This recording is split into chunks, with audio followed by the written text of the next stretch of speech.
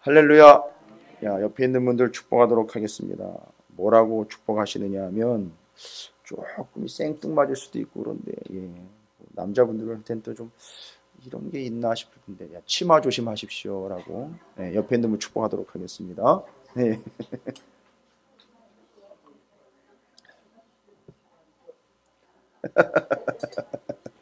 예, 그냥 여러분들이 오늘 메시지와 함께 잘 잊지 아니하시도록 첫 도입부터 여러분에게 좀 뭐랄까요, 말씀을 좀 잘 기억하실 수 있도록 오늘 말씀에 기록된 내용을 축복의 인사 좀 겸해서 경각심을 좀 불러일으키기 위해서 서로 인사를 좀 나눴습니다. 그 치마 이야기는 22절과 26절에 나오죠. 두 번이나 치마 이야기가 나옵니다. 이제 뒤에 제가 말씀을 나눌 거고요. 자, 여러분 오늘 예레미야 13장, 뭐 다른 장들도 마찬가지지만 예레미야의 각 장들마다 이야기하려고 하는 주제가 흐름을 타고 가면서 장별로 주제들이 명확해요.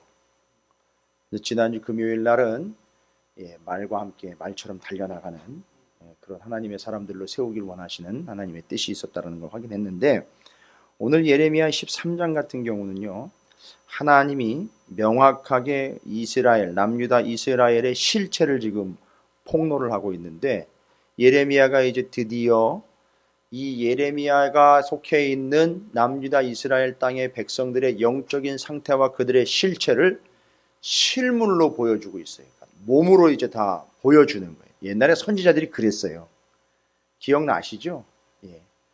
뭐 여러 선지자들이 또 그런 모습들을 보여줬지만 직접 그들의 상태를 너희들은 지금 이런 상태다라는 걸 온몸으로 보여주었던 선지자들이, 오늘 특별히 예레미야가 남유다 이스라엘의 상태를 하나님의 명령을 받아서 보여주고 있는데, 그게 두 가지 모습으로 소개가 되고 있어요. 썩은 배 허리띠, 그 다음에 터지는 가죽 부대 이야기로 소개가 되고 있습니다. 그러니까 이 두 가지의 모습으로 남유다 이스라엘의 현재의 영적인 컨디션을 지적을 하고 있는 거예요. 썩은 배띠, 그 다음에 터지는 가죽 부대, 이 두 가지가 실물로 보여주면서 이렇게 이야기하는 거죠. 너희들이 바로 이 상태야. 딱 보여줘요. 끊어지는 배띠, 허리띠죠. 터지는 가죽 부대, 너희가 바로 이런 신세다라는 걸 이야기하는 거예요. 지금 다 비참하고 비관적이죠. 희망적이지 않습니다. 모습 자체와 현재 상태가 희망적이지 않다는 거예요. 끊어졌다, 터졌다. 여러분, 끊어졌다, 터졌다. 그냥 끊어진 게 아니라 썩어서 끊어졌어요. 터졌습니다. 옛날에 가죽 부대는 양의 가죽으로 통째로 벗겨가지고선 다리 부분, 네 다리 부분 다 묶어가지고선 그걸 가죽을 물주머니나 포도주 주머니로 사용을 했단 말이죠. 그죠? 근데 이게 터져버렸어요. 이걸 뭘 어떻게 이을 거예요? 이어봐야 셀 텐데. 그죠? 희망이 없다는 거예요. 그러니까 거기서 끝나버린다라는 걸 이야기하는 거예요. 근데 오늘 예레미야 13장은 뭐를 계속 이야기하느냐 하면, 여러분께서 본문을 보시면 여러 가지 나와 있는데, 허리띠 이야기와 포도주 가죽 부대 이야기를 하면서 하나님이 이스라엘의 현재 상태를 지적을 하시는데, 너희들의 현재 상태는 뭐냐? 여러분, 예레미야를 지금 많은 부분은 하지 않았지만 1장부터 13장까지 오면서 여러분이 계속 초지일관, 아주 날구장창, 줄창, 계속 변함없이 한치의 오차도 없이 늘 시작했을 때 그 모습 그대로 지금까지 앞으로도 계속되고 있는 모습이 있어요. 여러분, 어떤 모습입니까? 그것 때문에 예레미야가 예레미야서를 기록을 했어요. 남유다 이스라엘이 여호와 하나님의 말씀을 전혀 귓등으로도 듣지 않고 있는 요 상황. 여러분, 이게 지금 처음부터 끝까지 초지일관이에요. 초지일관. 뭐 중간에 조금 뭐 섬찟해가지고 잠깐 돌아갈까? 내지는 뭐 이거 아니지 않는가 해가지고 마음 가운데 찔림이 있어가지고 회개를 좀 해볼까? 이런 거 전혀 없었어요. 처음부터 끝까지 초지일관이에요. 아주 그냥 줄창 그 길로 가고 있어요. 하나님을 거역하며 하나님의 말씀을 듣지 아니하며 하나님의 말씀을 받지 아니하며 하나님의 말씀을 순종치 아니하는 그 모습 그대로 처음부터 끝까지 계속 가고 있습니다. 여러분, 그런데 이게 죄악이라고 단순히 그냥 넘어갈 문제가 아니라 하나님은 이걸 인간의 어떤 속성으로 명확하게 꼬집어가지고 이야기를 하고 있느냐면 이 이야기를 해도 듣지 아니하고 처음부터 끝까지 그냥 초지일관 하나님의 말씀을 거역하며 하나님의 말씀을 듣지 아니하고 생명의 길이 여기 있음에도 듣지 아니하고 하나님의 뜻이 이것임에도 순종하지 아니하며 하나님의 복음이 이거라는 걸 알면서도 따라가지 아니하며 그게 아니라는 걸 알면서도 그걸 그냥 계속 붙잡고 있어요. 현실 교회와 성도들이 아니라는 걸 알면서도 계속 가고 있어요. 지금 본질이 아닌데 그걸 붙잡고 있어요. 계속 그거 아니라고 이야기를 해도 들여먹지를 않아요. 계속 가고 있어요. 끝까지 가고 있어요. 누가 뭐라고 해도 들어먹질 않아요. 여러분 이걸 뭐라고 이야기하고 있는지 아십니까? 맞습니다. 정확하게 지적하셨어요. 오늘 예레미야 13장에서 이렇게 하나님이 몇 번, 몇 수십 번, 몇 천 번, 아니 평생을 예레미야 선지자나 다른 선지자나 하나님이 직접 말씀을 통해서 복음으로 예수 그리스도를 보내줘도 들어먹지 아니하고 여전히 인정하지 아니하고 받아들이지 않고 있는 그 상태를 어떤 상태라고 말한다고요? 교만한 상태라고 이야기하는 거예요. 여러분 교만은 스스로를 자랑하며 나를 높이는 걸 이야기하는 게 아니에요. 이 교만의 본질이 뭐냐면요, 하나님의 말씀을 들어먹질 않는 것, 그게 교만인 거예요. 그러니까 목사들이 더 교만할 수 있는 게 바로 그거예요. 오히려 교회 성도들이 더 교만할 수 있는 게 바로 그겁니다. 그렇죠? 하나님의 말씀을 들었는데도 안 들어먹어요. 하나님의 말씀이 매 주일 매일같이 선포되는데도 듣지를 않아요. 그게 뭐라고요? 교만이라는 거예요. 그게 교만이라는 거예요. 그래서 성경에 명확하게 나와 있어요. 교만에 대해서. 교만은 뭐의 선봉이다? 패망의 선봉이라 했어요. 아니 그 단순히 조금 자기가 그 스스로를 높이고 자기 잘난 척하는 걸 그걸 갖다가 뭘 패망의 선봉이라고까지 이야기. 아니요, 그건 교만의 본질을 몰라서 그러는 거예요. 교만의 본질은 하나님이 말씀하셨음에도 불구하고 듣지 않고 그것도 한두 번 안 듣는 게 아니에요. 줄창 꾸준하게 듣지 않는. 그래서 교만은요, 여러분 교만의 특징이 뭔지 아십니까? 제일 큰 교만의 특징은 초지일관이라는 거예요. 초지일관 교만이에요. 정말 그래요. 아니 안 들어먹는다니까요. 얘기를 해도 안 들어먹어요. 그게 교만이에요. 하나님 말씀을 계속 하시는데도 안 들어먹어요. 그래서 교만은요, 제가 예레미야 13장과 성경에 여러 교만에 대한 구절들이 다 나와 있는데 결론 내린 거예요. 교만은 특징 초지일관. 와, 처음부터 끝까지 어떻게 그렇게 초지일관 교만한지 부러울 정도로 교만해요. 그 초지일관성이요. 아주 끝까지 교만해요. 그래서 한 번 교만한 사람은 끝까지 교만해요.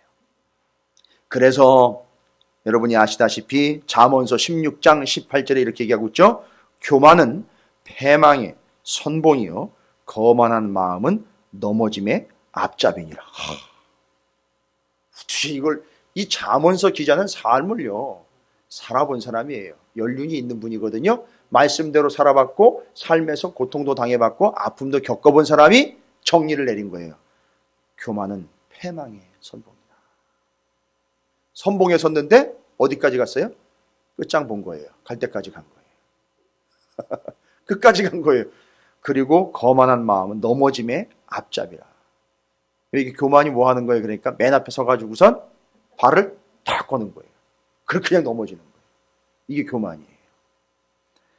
야, 이게 교만의 본질입니다. 그래서 제가 성경의 이 교만에 대한 말씀들을 쭉 한번 정리를 해봤어요. 아니나 다를까 우리가 그냥 단순하게 생각하는 자기 스스로를 높인 자고함과 자기 잘난 척 해대고 자기 걸 자랑하는 그런 개념보다 더 심각하더라고요. 쭉 제가 말씀으로 정리한 교만의 본질들을 구절들을 통해서 여러분이 한번 정리해보고 넘어가는 게 좋을 것 같아요. 교만에 대해서 뭐라고 얘기하느냐면 이 모세오경에 신명기에 8장 14절, 신명기 8장 14절에 이런 얘기가 나와 있어요. 여러분 찾으시면 시간이 걸리니까 제가 읽어드릴 테니까 들으시고 그 성경 구절만 이렇게 적어 놓으셨다 나중에 한번 다시 한번 찾아보세요. 신명기 8장 14절에는 이렇게 기록이 되어 있습니다. 내 마음이 교만하여, 자 아세요? 교만에 대해서 이야기하죠. 내 마음이 교만하여 내 하나님 여호와를 잊어버릴까 염려하노라. 여호와는 너를 애굽 땅 종되었던 집에서 이끌어내시고. 자, 교만해서 하는 일이 뭐예요? 내 마음이 교만하여 내 하나님 여호와를 잊어버리는 거예요. 여러분 이건 건망증이 아니에요. 단순한 건망증이 아닙니다. 정말 건방지기 이를 데 없는 교만함의 결과는 뭐라고요? 하나님을. 그런데 깜빡하는 게 아니라 뭐예요? 의도적으로 잊어버려요. 여러분 컴퓨터에 델리트 키라는 게 있어요. 지우는 거예요. 데이터를 지우는 거. 여러분 그건 어떻게 지워지는지 아세요? 저절로 지워지지 않아요. 어떻게 지워져요? 눌러야 지워져요. 그러니까 이 교만은 뭐예요? 그 델리트 키를 누르는 거예요. 그리고 누구를 잊는 거예요? 하나님을 잊어버려요. 하나님이 딱 떠오르는 순간이 있잖아요. 뭔가 정말 심각한 문제 앞에서 이건 아닌데 하고 하나님 떠올릴 때 있잖아요. 그럴 때 뭐를 콱 눌러버려요? 델리트 키를 탁 눌러가지고 어떻게 해요? 잊어버리는 거예요. 하나님. 이게 뭐라는 거예요? 교만이라는 거예요. 이건 유혹과 미혹도 아니에요. 이건 교만인 거예요. 그래서 그 순간에 하나님을 잊어버리는 거예요. 마음이 교만하여 내 하나님 여호와를 잊어버릴까 염려하노라. 신명기 8장 14절에. 또한 시편에 보면은요. 시편 119편 21절에 시편 119편 21절에 이렇게 기록하고 있습니다. 교만하여 저주를 받으며 주의 계명들에서 떠나는 자들을 주께서 꾸짖으셨나이다. 자 보십시오. 교만하면 저주를 받게 돼 있어요. 그런데 이 교만하면 저주를 받는 이유는 뭐냐 하면 교만이 뭐를 낳았기 때문입니까? 주의 계명들에서 떠나는 자들. 그러니까 교만한 자들은 어떤 자들이에요? 주의 계명을 떠나는 자들이에요. 말씀을 어떻게 하는 자들이에요? 지키지 않고 의도적으로 거부하는 자들이에요. 주의 말씀에서 떠나는 자들. 그러니까 이것도 역시나 이 주의 계명, 주의 말씀을 이 사람은 어떻게 하고 있어요? 이미 알고 있단 말이에요. 알고 있는데 의도적으로 어떻게 한 거예요? 그 계명을 지워버리고 떠나버리는 거예요. 그게 뭐라고요? 교만인 거예요.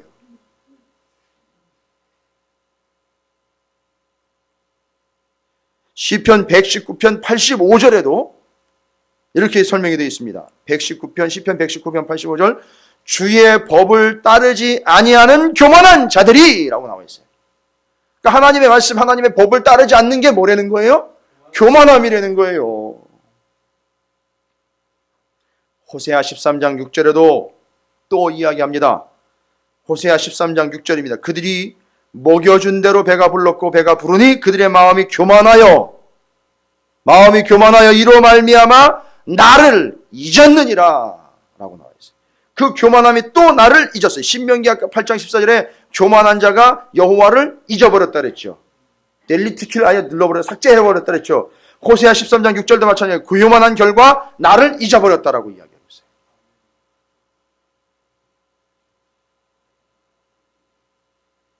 한 군데만 더 볼까요? 호세아서 7장 10절에 호세아 7장 10절에 이스라엘의 교만은 그러니까 이스라엘 지금 현재 예레미야 13년 교만한 이야기하는 거랑 연결이 되겠네요. 호세아서 이스라엘의 교만은 그 얼굴에 드러났나니 그들이 이 모든 일을 당하여도 그들의 하나님 여호와께로 돌아오지 아니하며 구하지 아니하도다. 이게 교만한 자들의 특징이에요. 하나님께 구하지도 않고 하나님께 돌아오지도 않는 것, 그게 교만의 본질인 거예요. 여러분, 교만에 대해서요 한두 군데 나와 있는 게 아닌데 중요한 구절들을 보면 하박국 2장 4절에 이 교만을 또 뭐라고 얘기하냐면 보라 그의 마음은 교만하며 그 속에 정직하지 못하나 의인은 그의 믿음으로 말미암아 살리라. 자, 보세요. 이 교만이 뭐와 지금 비교가 되어 있는지 아세요? 교만한 자와 뭐가 비교가 되고 있어요? 여러분, 이건 아주 심각한 거예요. 하박국서가 이미 이야기하고 우리 너무 잘 아는 오직 의인은 믿음으로 말미암아 살리라는 것, 그 의인이 믿음으로 사는 것과 완전히 대비되는 거예요. 완전히 대조되는 거. 어떻게 사는 거죠? 교만하게 사는 것. 그래서 교만은 뭐랑 대비가 되느냐면 의로움과 대비가 되는 거예요. 믿음으로 말미암아 의롭게 된 자와 교만한 자의 그 악함이요, 완전히 대비가 되는 거예요. 그러니까 아까 얘기했죠. 패망의 선봉이라고 했잖아요. 믿음으로 구원을 얻잖아요. 그죠? 근데 그 사람이 바로 의인이잖아요. 그러니까 악한 자로 멸망당하는 자는 한마디로 이야기하면 어떤 자라고 이야기하면 이 하박국서 2장 4절과 연결이 돼요? 교만한 자. 믿음으로 의롭게 된 자와 완전히 대비되는 자를 여러분이 말씀으로 하박국 2장 4절과 오늘 예레미야 13장으로 정리하면 교만한 자, 망하는 자. 그래서 의로움과 교만이 대비가 되고 있어요. 여러분, 이 정도입니다. 이 교만이라는 게. 뭐 그뿐만이 아닙니다. 마가복음 7장 22절에 이렇게 기록이 되어 있어요. 간음과 탐욕과 악독과 속임과 음탕과 질투와 비방과 교만과 우매함이니. 그러니까 지금 간음, 탐욕, 악독, 속임, 음탕, 질투, 비방, 우매함, 이것과 같은 선상에 뭐가 놓여 있어요? 교만이 놓여 있는 거예요. 같은 수준이라는 거예요. 다.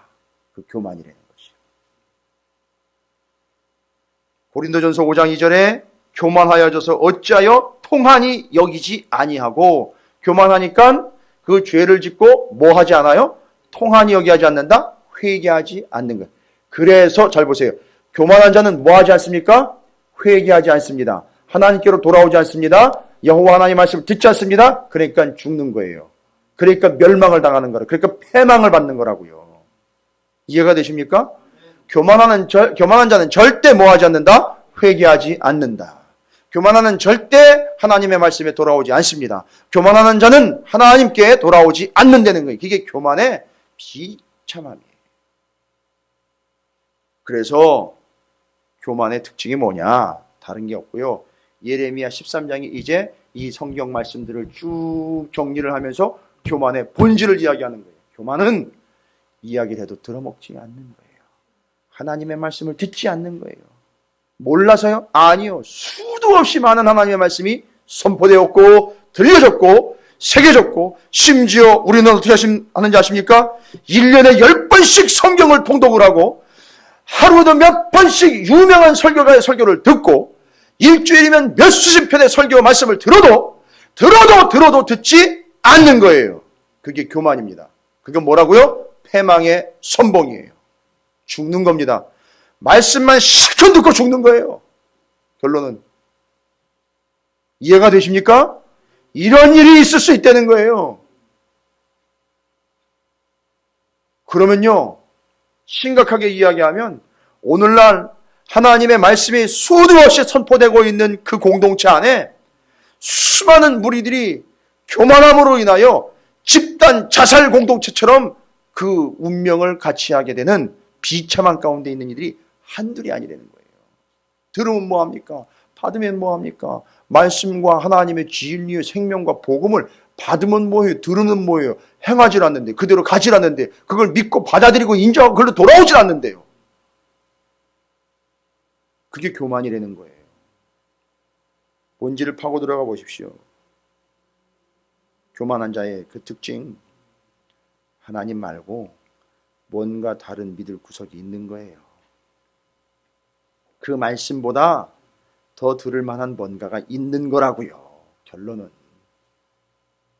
주일날 와가지고 설교 말씀 듣고 예배 때 하나님 말씀 듣고 저 정도면 설교 잘하는 거네. 여기까지만 딱 하고 나머지는 자기가 알아서 판단해가지고 자기 행동의 방식에 영향을 주는 건 다른 게 있는 거예요.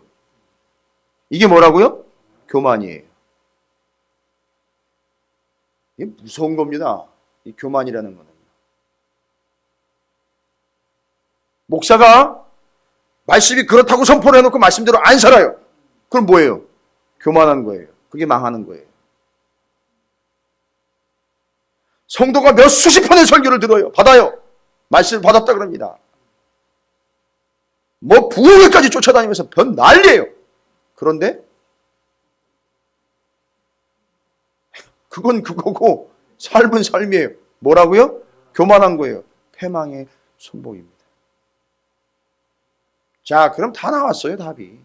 왜 오늘날 교회가 이렇게 심각한 위기까지 왔고, 왜 목회자들이 매관 매직하듯 자리를 사고 팔면서 물려주면서 세습을 하면서 그러고 있느냐 이거예요.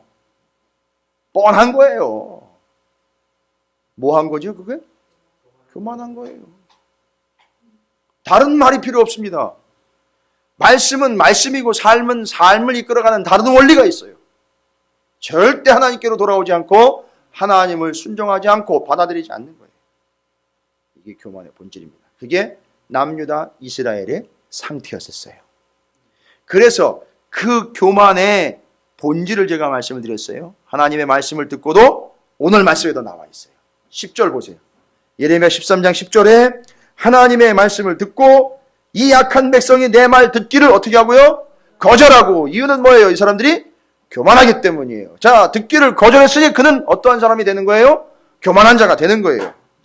또 10절에 그의 마음이 완악한 대로. 그러니까 하나님 말씀을 안 듣고 지금 뭘 따라가고 있어요? 자기 마음에 완악한 대로 따라가는 거예요. 악하다라는 개념이 아니라 그 하나님의 말씀, 들어야 될 하나님의 말씀을 거절하고 자기 마음에 있는 걸 따라가는 거예요, 지금. 그렇죠. 그 상황을 교만의 정확한 표현으로 지금 10절이 설명을 해주고 있는 거예요. 근데 알고 봤더니 이게 뭘 따라갔어요, 지금 뒤에? 다른 신들을 따라 그들을 섬기며 그에게 절하니 그들이 이 띠가 쓸 수 없음 같이 되리라. 그러니까 이 교만의 본질적인 모습이 10절 한 절에 쭉 나와 있어요. 하나님이 말씀하셨고 말씀을 받았음에도 불구하고 그걸 듣고 따라가는 게 아니라 그 마음에 완악함을 따라갔는데 왜 완악함인가 봤더니만 하나님 말고 뭐를 따라갔어요? 우상을 따라갔어요. 다른 우상. 그러니까 그게 완악함이고 결국 그 내용, 그 모습, 그 상태를 정확하게 꼬집으면 이 사람은 어떤 상태예요? 교만한 상태, 결국 망할 수밖에 없는 길로 자처해 간 거예요. 이게 교만입니다. 11절 또 얘기합니다. 여호와의 말씀이니라. 그런데 맨 뒤에 보세요. 그들이 어떻게? 11절 맨 끝부분이요. 그들이 듣지 아니하였느니라. 지금 하나님이 계속 얘기하시는 거예요. 듣지 않았다. 듣지 않았다. 근데 그게 결국 뭐라는 거죠? 9절 여호와께서 이와 같이 말씀하시나 내가 유다의 교만과 예루살렘의 교만을 이같이 썩게 하리라. 교만 얘기 딱 하시고 10절 11절에서 그들이 하나님의 말씀 듣기를 거절했고 완악한 길로 다른 신들을 섬기며 따라갔고 또한 하나님의 말씀을 듣지 아니했다. 이걸 교만이라고 정확하게 9, 10, 11절이 설명을 쭉 해주는 거예요. 자, 이렇게 교만하여 하나님의 말씀을 듣지 않고 자신들의 완악한 길이요 이방의 우상들이요 자기들 방식, 세상의 방식, 하나님의 말씀 아닌 다른 것들을 따라가는 이 부도덕하고 불순종하며 교만한 모습, 이것을 뭐에다 비교했는지 아십니까? 11절까지 내용에 쭉 나와 있는 썩은 배띠에다가 비유를 했어요. 배띠인데 허리띠예요. 허리에다 이렇게 옷을 입고 케토네트라고 부릅니다. 유대인들의 복장은 통짜 복장이기 때문에 이걸 허리띠를 이렇게 질끈 동여 매야 돼요. 근데 이 허리띠로 쓰는 것들이 이제 여러 가지 종류가 있는데 우리가 제사장 복장에서도 보셨지만 배, 속옷 찢는 배 있잖아요. 배로 꼰 얇은 실로 갖다가 하얀색이니까 그걸로 띠를 만들기도 하는데 지금 여기서 만든 게 바로 그거예요. 배 실로 만든 띠인데 그 띠를 사세요. 사래요. 하나님이 얘기했어요. 사래입니다. 사가지고선 띠를 띠고 다녔어요. 그죠? 띠를 띠고 이렇게 하얀 배 띠를 띠고 사람들 사이를 왔다 갔다 했습니다. 이제 예레미야의 모습을 봤던 사람들은 저거 뭐 띠를 하나 사가지고 저렇게 띠고 다니네. 그런데 하나님이 또 얘기를 하셨어요. 그거 이제 풀러다가 어디다가 유브라데 강가, 물 있는 강가에 바위 틈이나 어디다 갖다 숨겨놓으래요. 며칠 동안 숨겨놨다가 다시 또 띠 없는 채로 돌아다니는 거예요. 그러니까 사람들이 봤을 때는 얼마 전에는 이게 새로 산 띠를 띠고 다니더니만 또 며칠 동안은 없네. 이러다가 다시 가가지고 그 물가에다가 숨겨놨던 그 배띠를 다시 찾아서 어떻게 해요? 띠래는데 이게 띄어집니까? 가보니까 어떻게 됐어요? 이 띠가 다 썩었어요. 이게 썩은 게 특징이 뭐예요? 찢어지거나 옷감에 약간 구멍이나 손상이 나면 뭐 기어더 하든지 뭐 연결을 해서 잘라내서 이게 썩으면 어떻게 돼버려요? 방법이 없어요. 그러니까 어떻게 됩니까? 부서지듯, 더군다나 배기 때문에 부서지듯 끊어져 버리는 거예요. 그걸 직접 보여준 거예요. 누구에게요? 남유다 이스라엘 백성들에게. 바로 너희들이 어떤 상태다? 이런 상태다. 그러면 여러분 보세요. 그 썩은 배가 끊어져 가지고 부서지는 것처럼 그렇게 된 이유는 뭐냐? 너희들이 무엇 때문에 이런 신세가 된다? 교만함 때문에 이런 신세가 된다. 그래서 교만은 썩은 배띠인 거예요. 여러분 아무리 교만함으로 세상에서 높은 위치를 차지하고 아무리 교만함으로 방법을 삼으려 해도 그것은 뭐다? 썩은 배띠다. 아무리 그걸 붙잡아봐야 소용없어요. 오히려 죽음뿐이라는 거예요. 그래서 그들이 지금 하나님의 말씀으로 돌아오지 않고 듣지 아니하고 순종하지 않고 받지 아니하는 그 교만한 모습은 어떤 모습이다? 썩은 배띠의 모습이다. 그거 어디다 씁니까, 여러분? 쓸데 없지요. 어떻게 해야 돼요? 버리는 겁니다. 그걸 얘기를 하는 거예요. 여러분이 그렇다고 남을 이렇게 정죄하거나 판단하지는 마세요. 교만한 모습을 보시거들랑 아유 저거 썩은 배띠 이렇게 그냥 넘어가시면 돼요. 심각하죠.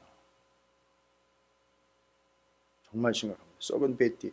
그러니까 하나님이요 어떻게 이런 비유를 들어서 예레미야에게 그것도 실물로 해서 보여주면서 이 사람들이 이걸 보고 깨달아 그나마 또 그걸 또 기회를 주시는데 니들이 이런 신세다라는 걸 보여주시는데 야 대단합니다.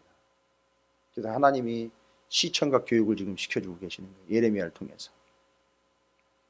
그 다음에 이제 그들의 교만한 상태를 뭘 얘기합니까? 포도주, 가죽부대. 포도주를 담는 데는 두 종류의 그릇을 썼어요. 가죽부대에다 담고요. 그 다음에 이제 옹기 같은 데 내가 담아요.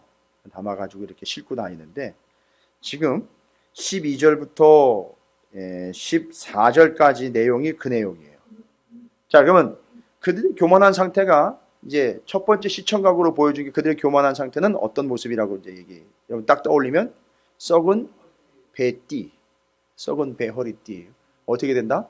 끊어진다, 부서진다. 그 생각을 해보세요. 그 시커멓게 돼가지고 뭐 이렇게 변질되고 막 썩어가지고선 곰팡이 나고 막 끊어지고 부서지는 그런 모습이잖아요. 그게 교만의 본질이에요. 그렇게 됩니다. 근데 교만은 여러분 착각하시면 안 되는 게 그냥 자기 스스로를 높이거나 잘난 척하는 게 교만이 아니라 하나님의 말씀을 들었음에도 돌아오지 않고 듣지 아니하고 순종하지 아니하고 하나님의 말씀을 모르는 게 아닌데 자신들의 완악함을 따라갔다라는 거죠. 그게 교만인 거예요. 그러니까 지금 죄송합니다만 대한민국에 교만한 교회가 엄청 많습니다. 대한민국에 교만한 목사 많아요. 대한민국에 교만한 성도들 무지하게 많습니다. 다 뭐예요? 썩은 배 허리띠예요. 예. 그러면 당신은 뭐 언제나냐? 저도 그럴 수 있어요. 예, 하나님 말씀대로 돌아오지 않고 말씀대로 붙잡지 않으면 썩은 배띠 신세 되는 거예요. 근데 오늘 현실이 그렇다는 거예요. 제가 말씀드렸잖아요. 교만의 본질에 대해서. 뭐 선포되면 뭐합니까? 말씀이 전달이 되면 뭐예요? 들려지면 뭐합니까? 이게 설명이 집중되면 뭐예요? 여러분 얘기하는 게 아니에요. 여러분들은 그나마 이 말씀들을 받으려고 그렇게 애를 쓰면서 이 시간에 이렇게 오셔서 피곤한데도 불구하고 말씀으로 지금 띠를 띠고 있는 분들인데, 그죠? 여러분 더 재미있는 말씀 베드로전서 5장 5절에 보니까 베드로전서 5장 5절에 여기는 썩은 배띠잖아요, 그죠? 근데 베드로전서 5장 5절에는 젊은 자들아 이와 같이 장로들에게 순종하고, 그 당시 장로는 이제 목회자들을 얘기합니다. 다 서로 겸손으로 허리를 동이라 이렇게 그래요. 그러니까 겸손은 뭐예요? 겸손은 교만의 반대니까 그냥 스스로 이렇게 낮아지는 척하고 이런 겸손이 아니라 하나님의 말씀, 그 장로들에게 순종하라는 이야기는 말씀을 선포되면 그 말씀에 순종하라는 얘기. 그래서 그게 겸손인 거예요. 그러니까 겸손으로 뭐 하려는 거죠? 허리띠를 들이. 근데 아까는 교만함으로 허리띠를 둘러봐야 소용없는 거. 이게 이렇게 대비가 되는 거예요. 제가 이 베드로 사도가 이 예레미야 13장을 읽었는지는 모르겠는데 읽었겠지요. 읽었겠죠. 그렇죠. 이 개념으로 연결하면 전 재미있게 말씀을 또 기억하시는 도움이 될 수 있을 것 같아요. 교만의 썩은 배 허리띠는 뚝뚝 끊어져 버려요. 부서졌는데 겸손의 허리띠는 어떻게 할 수 있다? 동일 수 있다는 거예요. 꽉 조여맬 수 있다는 거예요. 그게 그 사람을 지킬 수 있는 거예요. 근데 그 겸손의 내용이 알고 봤더니만 말씀에 순종하여 그 말씀을 온전히 받는 거, 그게 겸손이라는 거예요. 왜 겸손합니까? 하나님 이 말씀밖에는 저를 살릴 말씀이 없습니다. 하나님 이 말씀밖에는 내가 의지할 것이 없습니다. 하나님 이 말씀밖에는 내게 생명이 없습니다. 주님밖에는 내게 도움이 없습니다. 얼마나 겸손해요. 그래서 그게 겸손인 거예요. 그게 사는 거예요. 그래서 동기면 사는 겁니다. 그래서 베드로전서 5장 5절이 그걸 이야기하고 있는 거예요. 이따 얘기 드리려고 했는데 기왕의 말씀 나오고 연결해서 설명을 드린 거예요. 그래서 베드로전서 5장 5절을 그 썩은 배띠 옆에다 이렇게 연결을 해서 대비를 해가지고선 대조되는 구절로 연결해서 적어 놓으시면 여러분 나중에 설명하거나 또 말씀 공부하실 때 도움이 될 거예요. 그래서 그들의 교만한 비참한 모습이 썩은 배 허리띠로 뚝뚝 끊어져 썩게 시커멓게 변하고 허옇게 곰팡이 피어가지고 다 부서지고 박살나는 것, 그들의 교만한 상태를 이야기했어요. 그 다음에 그들의 교만한 상태를 설명하려고 또 하나 시청각 교재를 썼죠. 그게 바로 가죽 부대요 포도주 항아리를 썼습니다. 근데 여기 보니까 가죽 부대와 그 포도주 항아리에 포도주가 가득 담겼어요. 그 얘기를 합니다. 12절에 보니까 그러므로 너는 이 말로 그들에게 이르기를, 예레미야에게 하나님 말씀하신 거예요. 가서 얘기하라 이거죠. 이스라엘의 하나님 여호와의 말씀에 모든 가죽 부대가 뭘로? 포도주로 차리라 하셨다라. 그리하면 그들이 내게 이르기를 모든 가죽 부대가 포도주로 찰 줄을 우리가 어찌 알지 못하리오니.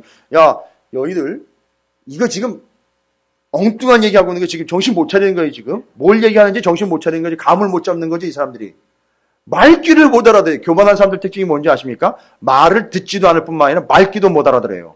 보세요. 새로운 가죽 부대를 준비했어요. 새 가죽 부대. 이게 새 가죽 부대가 아니라 일반적인 가죽 부대를 준비를 했는데 거기다가 새 포도주를 담았어요. 이제 아시죠, 여러분? 가죽 부대에다가 새 포도주를 담으면 어떻게 돼버려요? 그렇죠. 이게 발효가 돼가지고선 새 가죽 부대면 쭉 늘어나는데 그것도 한계가 있겠지만, 그런데 일반적인 가죽 부대에다가 새 포도주를 탁 넣어버리니까, 여러분 이 새 포도주 넣어봐야지 이게 아는데, 제 옛날에 화면을 한번 본 적이 있어요. 터지는 거를. 그런데 거기 들어가 있는 이 포도주가 발효가 되면서 가죽 부대가 어떻게 돼버려요? 수축력이 없으니까 터져버립니다. 그러니까 찢어지면서 터져버리는 거예요. 그 다음에 가죽 부대 안에 그런 포도주가 담겨져 있다라고 이야기하니까 여러분 생각해 보세요. 그 가죽 부대에 포도주를 잔뜩 넣어놨다는 얘기는 벌써 아는 사람은 어떻게 알아요? 저러다가 저거 어떻게 돼? 터진다, 알지. 그런데 남유다 이스라엘이 뭐라고 얘기를 해요? 예레미야가 그 가죽 부대에 포도주가 잔뜩 담겨 있다고 하나님 말씀하십니다. 그러니까 뭐라고 얘기를 해요? 이스라엘 사람들이 당연하죠. 뭐 가죽 부대에 포도주 들어가는 거 당연하죠. 이렇게 넘어간단 말이에요. 이게 말이 되냐고요. 이렇게 눈치를 쳐야 되는데, 말씀을 받았으면 그 말씀이 뭘 의미하고 앞으로 무슨 일이 일어날지를 감을 잡아야 되는데, 제가 이 말씀 읽으면서 얼마나 웃었는지 몰라요. 말귀를 못 알아듣는 이 겸손하지 못한 이 교만한 자들의 이 실태. 가죽 부대에 포도주 담았다고요? 하면 우리는 벌써 막 뭐가 생각이 나는 거야. 이게 지금 이게 팽창하면 이거 터지겠구나. 이런 게 나와야 되는데, 이 사람들은 당연하지. 가죽 부대에 포도주 넣어놓는 거 그거 당연한 거지. 일상이지. 이렇게 돼버린 거예요. 그리고 그 뒤에 나오는 거는 이제 13, 14절에 보면 포도주를 그냥 가죽 부대뿐만 아니라 항아리에다가도 넣어놓습니다. 가득 넣어가지고선 그 마차 같은 데나 짐을 지고 가는 데다가 여러 개를 채워가지고 움직이다 보면 이 항아리에 포도주가 들어있으니까 막 쿨렁쿨렁 대다가 어떻게 돼버려요? 부딪히면 깨져버리는 거예요. 자, 요런 모양입니다. 그러니까 잘 보세요. 이스라엘 백성들에게 지금 뭐가 가득 차 있습니까? 뭐가 가득 차 있어요? 교만이 가득 차 있어요. 가죽 부대에 포도주 가득 차듯, 포도주 항아리에 포도주 가득 차듯 뭐가 가득 차 있어요? 교만이 가득 차 있어요. 그 결과는 어떻게 되는 겁니까? 지금 터지고 깨지는 거예요. 이걸 못 알아먹는 거예요. 이 사람들이. 이걸 시청각으로 보여줬는데 못 알아먹는 거예요. 이 교만한 자들이요. 그게 12절부터 14절까지 얘기해요. 그리고 그 교만한 자들이 부딪혀 깨지는 거 있잖아요. 그게 14절 얘기인데 서로 교만한 자들이 교만이 가득해가지고 부딪혀 깨지는 모습을 뭐라고 표현했는지요? 그들이 피차 뭐예요? 충돌하여 상하게 하되 심지어는 어느 사이에도요? 아버지와 아들 사이에서도 이 교만함 때문에 어떻게 한대요? 예, 여러분 우리 쓰는 말 있잖아요. 너는 애비애미도 없냐 이 얘기예요. 이 관계가 돼버리는 거예요. 아버지하고 아들이 그 교만함 때문에 서로 뭐가 되는 거예요? 대적이 되는 거예요. 싸움이 일어난단 말이에요. 박살이 나는 거예요. 그 얘기하는 겁니다. 자, 여러분 두 가지 정리되셨죠? 교만의 실체예요. 본 모습이에요. 뭐예요? 뭐와 같습니까? 썩은 배 허리띠로 두루나 마나 툭툭 끊어져 버리고 부서져 버리고 반대로 겸손은요. 베드로전서 5장 5절 말씀처럼 그 겸손은 오히려 허리를 굳게 동여주는 역할을 하는 것. 이 두 개가 비교가 되는 거 말씀드렸죠. 그 다음에 두 번째 모습은 포도주가 가득한 가죽 부대와 포도주 항아리. 그래서 팽창하다가 터지고 움직이다 부딪혀 깨지는. 이게 바로 무슨 모습이다? 교만한 자들의 모습이 되는 거예요. 여러분 여기까지 알려줬으면 알아먹어야 되잖아요. 근데 교만의 특징이 뭐라 그랬어요? 아까 초지일관이라고 그랬죠. 못 알아먹어요. 알 마음이 없는 건지 뭐. 정말 교만한 사람들의 특징 중에 하나가 또 하나 있어요. 눈치가 없어요. 네. 정말 자기 멋대로 눈치도 없고요. 센스도 없고요. 감각도 없어요. 그냥 줄창 교만한 길로 가는 거예요. 잘 보세요. 그래서 그 교만에 대한 경고로 하나님이 15절 시작하자마자 말씀하셔요. 잘 보세요. 이게 교만의 실체이기 때문에 하나님이 얘기하시는 거예요. 교만의 본질적인 문제가 뭐라 그랬죠? 아까? 교만의 본질은 하나님을 듣지 않는 거예요. 거역하는 거죠? 말씀 안 듣는 거죠? 돌아오지 않는 거죠? 돌이키지 않는 거죠? 잘 보세요. 15절 보세요. 하나님이 경고를 내리시는데 어떤 경고를 내려요? 이 교만한 자들한테 아까 가죽 부대, 포도주 항아리, 썩은 배 허리띠 얘기했잖아요. 니들이 이런 모습이다. 하고는 시청각으로 보여주고 난 다음에 하나님이 얘기하시는 거예요. 제가 이래서 이 선지자들의 이 설교, 이 말씀 전하는 거를 제가 이제 전도사 시절 교육 목사 할 때 그대로 시청각 교육으로 그대로 설교 때 썼어요. 이 시청각 교육을 해서. 토요일마다 설교 전날이면은 동대문 가가지고 완구점 시장에 가지고 설교거리 막 찾아다니느라고 막 실물 찾아다니느라고. 예. 제일 비싼 그 실물 설교 자료가 25만 원짜리가 있어요. 한 번 설교하는데 그거 하나 사가지고 했어요. 지금도 있어요, 사택에. 나중에 보여드릴게요. 장난감인데 장난감이 아니에요, 이게. 심지어 소음 측정기까지 있다는 거 아십니까, 저한테? 한 25만 원짜리 되는 걸, 제 아내는 아직까지 몰랐는데, 금액은. 예. 그게 아직도 있어요. 그거 가지고 설교하고 그랬었으면. 성령의 검 이야기할 때 그걸 썼어요. 그렇게 시청각으로 직접 보여주고 난 다음에 이제 메시지가 들어가는 거예요. 그럼 이제 정리가 되잖아요. 그럼 아이들이 그걸 보고 그 설교를 듣고 그때 실물로 보여준 거 있잖아요. 제가 실물로 보여준 게 꽤 되거든요. 쥐덫, 개줄, 수갑 뭐 이런 거 여러 가지 있어요. 그러면 삶을 살아가면서 생활에서 그런 걸 보면 뭐가 떠올라요? 아, 그렇지. 그때 그 말씀이 떠오르는 거예요. 그러면 연결을 해야 아이들이 기억내. 그런 효과예요. 그런 이제 하나님도 예레미야에게 지금 교만의 실제적인 모습을 썩은 배띠, 포도주 가죽 부대, 포도주 항아리로 보여주고 부서지고 깨지고 끊어져 버린 너희들 모습. 그래서 그걸 정확하게 보여주고는 할 말 하십니다. 이제 메시지 들어갑니다. 15절에 하나님 뭐라 그래요? 너희는 그렇지요. 왜 교만한 자들이 뭐 했으니까요? 듣지 않았으니까요. 들어야 된다는 거예요. 들을지어다. 뭐래요? 또 얘기하십니다. 귀를 기울일지어다. 이렇게 되면 듣고 귀를 기울이면 베드로전서 5장 5절처럼 어떤 존재가 돼요? 겸손한 자가 되는 겁니다. 그리고 들은 말씀은 뭐가 돼버리는 겁니까? 견고한 띠가 돼버리는 거죠. 허리를 동이는 게 되는 거예요. 그 겸손이. 보세요. 15절. 너희는 들을지어다 귀를 기울일지어다. 듣지 않고 귀를 기울이지 않는 뭐 하지 마라? 교만하지 말지어다. 여호와께서 말씀하셨습니다. 여러분 15절에다가 빨간색이나 별표나 중요한 표시를 해놓으세요. 이 교만의 본질에 대해서 정확하게 얘기하시고 보여주시고 정리하시면서 말씀하신 거예요. 여러분, 그 이제 뒤로 나오는 말씀들이요, 참 하나님의 마음이 이렇게 전달이 되면서 좀 찡한 말씀들이 기록이 되어 있어요. 16절, 그가 어두움을 일으키시기 전, 너희 발이 어두운 산에 거치기 전, 너희 바라는 빛이 사망의 그늘로 변하여 침침한 어두움이 되게 하시기 전에 너희 하나님께 뭐를 돌려라? 영광을 돌려라. 그러니까 이 교만한 자들의 특징이 다시 하나 나옵니다. 하나님의 말씀을 듣지 않았을 뿐만 아니라 이 교만한 자들이 하는 짓거리가 가관인 것이 뭐 했다는 얘기예요? 영광을 돌리라 라고 이야기하는 거 보니까 지금까지 이 작자들은 뭐를 한 거예요? 하나님 영광을 가렸어요. 심지어는 가로챘어요. 삶의 주인이 누가 되는 거예요? 자기가 되는 거예요. 심각한 겁니다. 여러분 조심하셔야 돼요. 교만한 자들의 특징이 뭐냐? 교회 안에서 이런 일들이 비일비재해요. 사역을 감당하며 교회를 세워가는 일에 함께 협력하여 선을 이루는 것 참 좋은데 꼭 자기가 영광을 받으려고 하는 일들이 있어요. 위험스러운 거예요. 정말 위험스러운 거예요. 내 얘기 들으려는 거예요. 내가 정답이라는 거예요. 내가 아니면 안 된다는 거예요. 지금까지 내가 그렇게 했다는 거예요.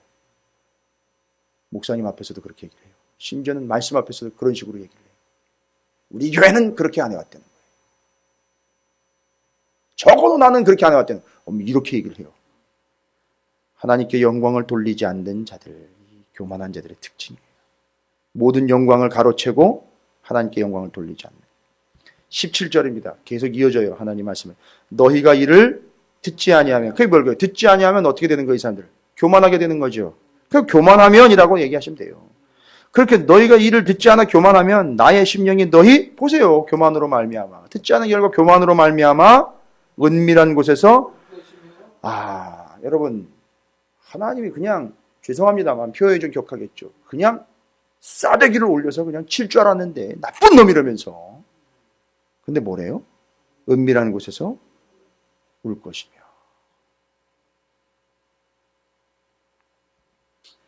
자 보십시오. 너희가 이를 듣지 않으면 나의 심령이 너희 교만으로 말미암아 은밀한 곳에서 울 것이며. 너무 안타까운 거예요. 심각한 거예요. 예레미야의 마음을 통해서 하나님의 마음이 전달이 되고 있습니다. 여호와의 양떼가 사로잡힘으로 말미암아 눈물을 흘려 통곡하리라. 자 18절에 너는 왕과 왕후에게 전하기를 스스로 뭐래요? 지금 문제가 뭐라는 거죠? 그러니까 교만한 게 문제니까 어떻게 하래요? 낮추어 앉아라. 뭔 얘기입니까? 순종하라는 거예요. 말씀 들을 자세를 갖추라는 거예요. 내려와서 순종하고 무릎 꿇고 받으라는 거예요. 곧 영광의 면류관이 내려. 그러니까 뭘 벗고요? 왕관을 벗고 영광의 면류관을 받으려면 교만을 내려놓고 겸손하게 하나님의 말씀을 받으라는 얘기예요.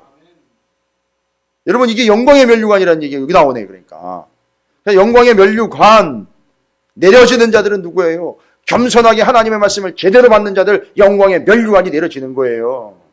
물론 그 면류관 쓰고 천국 가가지고 내가 이 면류관 받았네 해가지고 머리에 쓰고 다니는 거 아닙니다. 요한계시록에 보면 그 면류관을 어떻게 한다 그래요? 올라가서 하나님 보좌 앞에 벗어드린다 그랬어요. 그게 벗어드리는 거예요. 하나님께. 그게 뭐 하는 거예요? 영광을 돌리는 거란 말이에요. 그래서 영광의 면류관을 자기가 쓰고 막 돌아다니면 영광을 어떻게 하는 거예요? 자기가 받는 거예요. 그러니까 그 영광의 면류관을, 생명의 면류관을 자기가 쓰고 돌아다니는 게 아니라 벗어놓고 거기서는 하나님의 전적 은혜로 그냥 사는 거예요. 자, 이것이 교만한 자들을 향한 하나님의 극한 반응이었던 거예요. 자, 이러면 여러분께서 정리가 다 되실 거예요. 그래서 교만함의 결국은 어떻게 되느냐? 제 정리를 합니다. 여러 가지 다 있는데 교만함의 결과는 뭐예요? 10절 쪽 보니까 교만한 결과 그들은 뭐 할 수 없다? 살 수가 없다는 거예요. 10절 말씀에 거절하고 그 마음이 완악한 대로 행하여 다른 신들을 따라 그를 섬기며 그에게 절하니 그들이 이 띠가 쓸 수 없음 같이 되리라. 못 쓴다는 거죠. 버려진다는 거죠. 살 수 없다는 거예요. 그 다음에요. 14절 보니까 뭐라고 나와 있습니까? 그 뒤에 부자 사이들을, 그 사이에서도 이 교만함으로 서로 부딪혀 깨지니까 그 모습이 교만의 결과지요.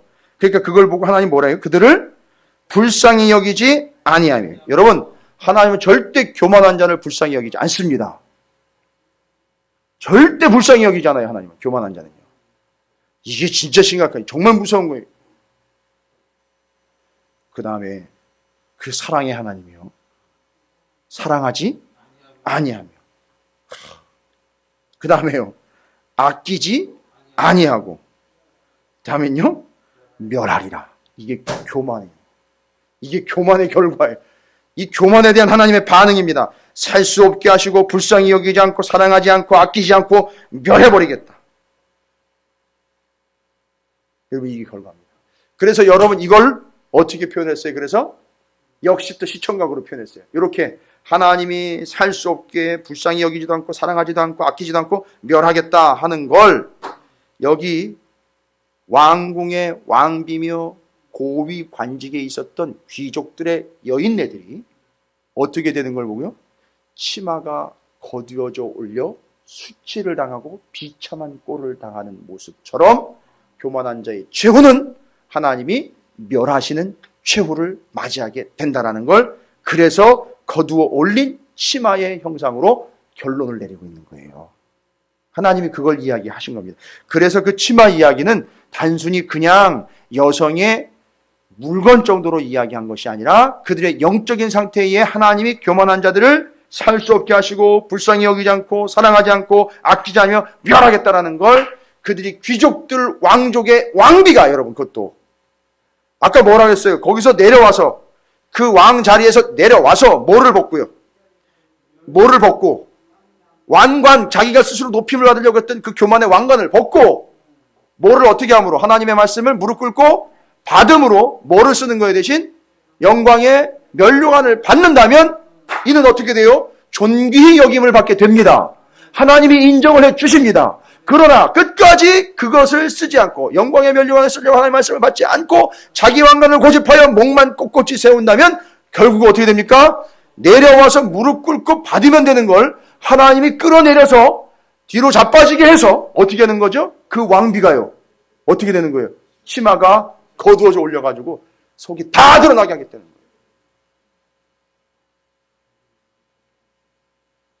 여러분, 이 비유는요, 그냥 쓴 비유가 아니에요. 이 당시에 이런 비유를 쓴다는 거는요, 극한 상황이 아니면 쓸 수 없는 거예요. 아니, 자기가 자기 치마를 걷어 올리겠어요? 아니죠. 그 치마가 거두어질 정도면 어떻게 될까요, 여러분? 죄송합니다. 애들 하는 장난처럼 아이스 깨끼가 아니에요. 어떻게 되는 거예요? 그냥 확 제껴버리는 거예요. 그 보좌에 같이 앉아있던 왕비를요, 확 내동댕이 쳐버리는 거예요.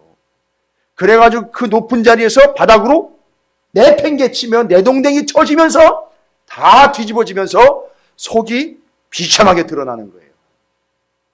와. 그러니까 높은 곳에서 떨어지지요. 스스로 높은 치 하면서 목이 곧았던 그 목이 부러지지요. 자기가 가리고 은밀하게 보호해야 할 자기의 치부가 드러나지요. 비참하게 되는 겁니다. 이게 어떤 결과라고요? 뭐의 결과요? 교만의 결과입니다. 그래서 22절과 26절을요 한번 읽어보시면 아주 적나라하게 표현을 하고 있어요. 내가 마음으로 이르기를 어찌하여 이런 일이 내게 닥쳤는고 하겠으나 내 죄악이 크므로 내 치마가 들리고 내 발꿈치가 상함이라. 완전히 뒤로 자빠져가지고선 뒤집어져서 치마가 드러나는 겁니다. 26절에 보세요. 그러므로 내가 내 치마를 내 얼굴까지 들춰서 내 수치를 드러내리라.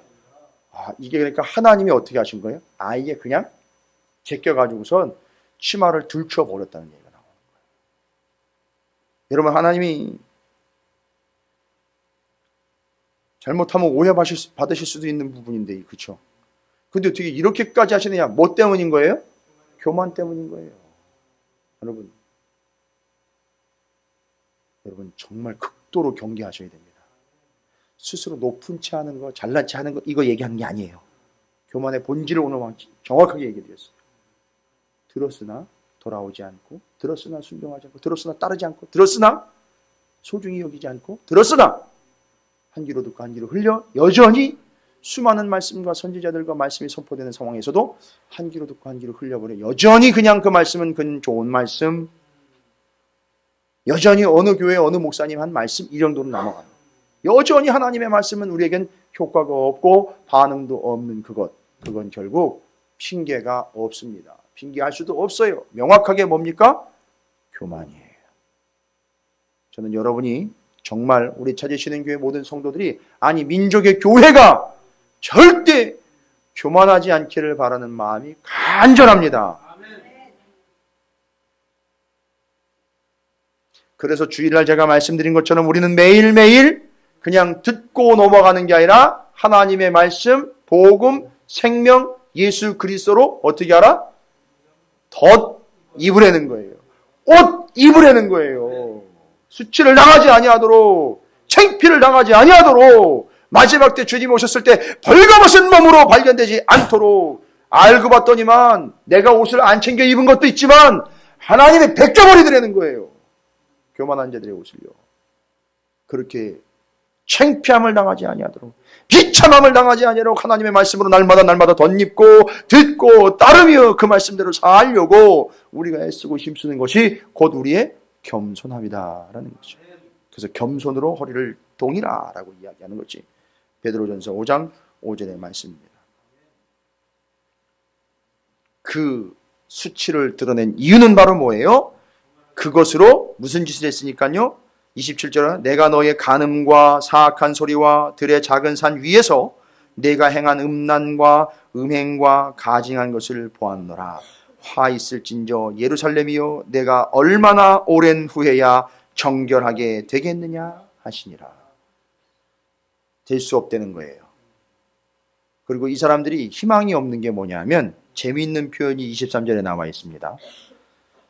구스, 에디오피아라고 이야기하죠. 흑인들이잖아요. 그죠? 구스인들이 그 피부를, 표범 있죠, 표범. 예, 아프리카의 표범이 그의 반점을 변할 수 있게 됩니까? 없습니까? 이거 변할 수 있어요, 없어요? 없죠. 없습니다. 이건 할 수가 없어요. 태어났는데 태어난 다음에 하얗게 하거나 반점이 없거나 숫자를 조절할 수 있는 상황이 아니에요. 그런데 악에 익숙한 너희도 선을 행할 수 있으리라 라고 이야기한 건 그렇게 할 수 있다는 가능성을 이야기한 게 아니라 이 얘기인 거예요. 구스인이나 표범이 피부를 하얗게 하거나 표범이 그 반점을 변하게 할 수 있다면 너희도 선을 행할 수 있다. 이렇게 되는 거예요. 그러니까 할 수 있다, 없다? 없다. 이유는요? 능력이 없어. 교만해서. 안 되는 거예요. 이걸 역설적으로 23절은 이야기하고 있는 거예요. 피부색을 변하게 할 수 없는 것처럼, 반점을 변하게 할 수 없는 것처럼 너희는 뭐를 할 수 없다? 선을 행할 수 없다. 하나님이 행하지 말라고 선포한 게 아니라 아예 그 속에 있는 뭐를 보셨기 때문에, 교만함을 보셨기 때문에 그거 있는 한은 너희는 절대 선을 행할 수 없다. 와, 하나님이 정확하게 교만을 찔러대고 계십니다. 우리 안에 있는 교만을 정확하게 찔러대고 계십니다. 여러분, 여러분이 겸손과 온전함과 온유함과 순종함, 이건 곧 하나님의 말씀에 대한 우리의 자세를 이야기하는 거예요. 그렇죠? 예. 말씀은 아무리 좋은 말씀을 듣고 나가도 밖에 나가다가 누구 얘기 듣고 혹해가지고 그냥 그걸 넘어가 버리는 거예요. 그게 교만인 거예요. 이해가 되십니까? 하나님의 말씀으로 은혜를 많이 받았다고 그랬는데 주차장 나가가지고 교인들끼리 멱살잡이 했어요. 그 누구 얘기 들은 거예요? 기분 나쁜 어느 권사, 어느 집사 얘기를 들은 거예요. 하나님 말씀보다 그 기분 나쁜 누구의 말이 더 효과가 있었던 거예요. 이게 다 결론은 뭐예요? 일맥상통하는 겁니다. 그 사람 본질 자체가 이미 교만하다는 얘기예요. 그러니까 그거에 듣고 반응하는 거예요. 말씀의 은혜를 받고 말씀에 반응한 속도보다 어느 집사, 어느 권사의 기분 나쁜 소리를 듣고 반응하는 속도가 더 빨랐어요. 거의 LTE급이에요. 엄청나게 속도가 빨라요. 이유는요, 교만함 때문에. 뭐 다른 변명거리가 없습니다. 여전히 민족의 교회가 처해 있는 이 비참한 현실을 여러분 직시하시고 하나님의 말씀을 말씀으로 받지 않고 돌아올 리도 없고 순종하려고 하지도 않고 보좌에서 내려와 무릎 꿇어 받으려고 하지도 않고 하나님 말씀을 따르려고 하지도 않는 것, 그러나 말씀은 계속 선포가 되고 있습니다. 그럼에도 불구하고 여전히 변화는 없는 이 시대, 이 상황, 이 컨디션은 교만으로 완전히 병들어 있고 찌들어 있는 세계라는 거예요. 썩은 배 허리띠가 온 교회 안에 너덜너덜하게 그냥 풍지박산이 되면서 풀 날리고 있다는 얘기예요. 포도주 가죽 부대가 찢어져가지고요. 포도주 항아리가 깨져가지고 온 교회 바닥에 그냥 널려져 있는 거예요, 지금. 생각해 보세요.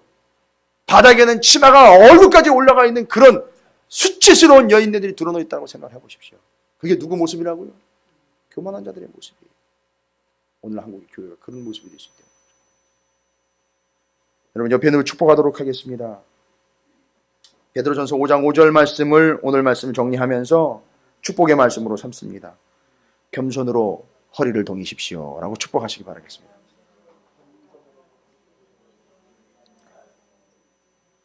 이제 겸손의 의미를 아셨으니까 그 겸손함의 본질을 추구하시길 바랍니다. 그냥 낮은 척하고 왜소한 척하고 하는 게 아니에요.